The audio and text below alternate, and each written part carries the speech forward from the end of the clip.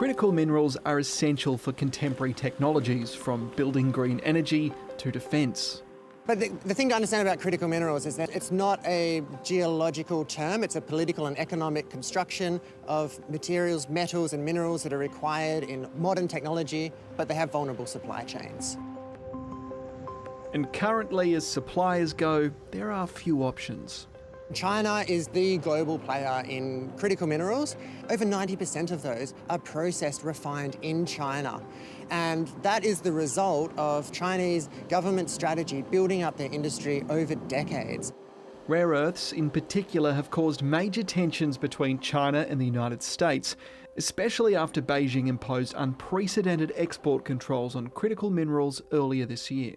This is just part of the tit-for-tat trade war that's been going on between President Trump and President Xi of the United States and China. With my China tariffs, we're ending the greatest job theft in the history of the world. Enter Anthony Albanese with Australia's rich geological deposits. And Australians love America, and I think Americans kind of like Australia too. Sure, we do.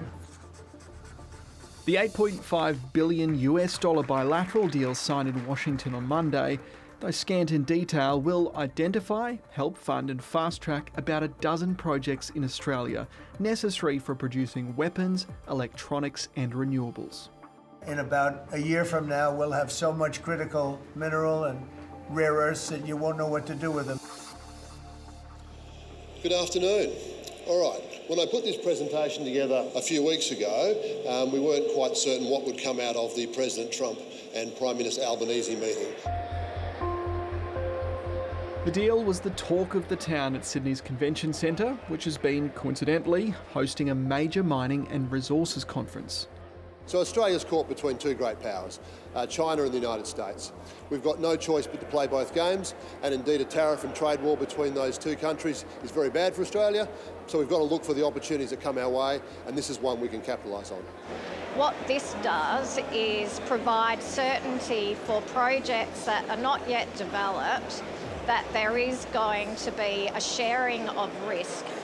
Welcome news, especially for many of Australia's smaller operators who compete directly against Chinese-owned or backed companies. The challenge for developers and producers in critical strategic minerals is how do you compete when it's not a level playing field, you're competing against state actors.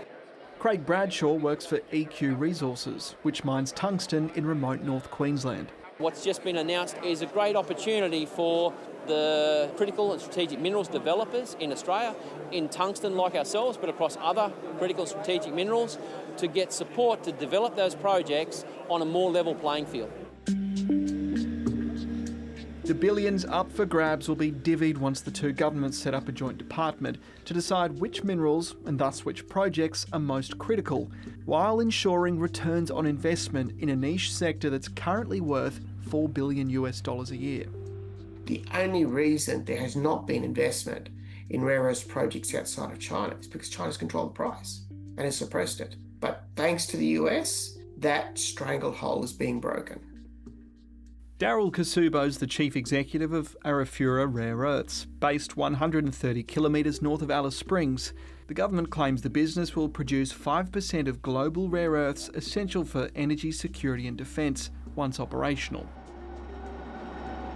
Under the US deal, it will receive $150 million federal cash, taking the total taxpayer investment in the project over $1 billion. Do you feel the pressure to spend that wisely? So of course we do, because we've got funding from institutional investors, the Australian government, the Canadian government, the German government, the Korean government, the US. I think the business case for diversifying supply was always there, but the urgency is absolutely because one country has got control over so much, and they've shown that they're willing to turn it on and turn it off.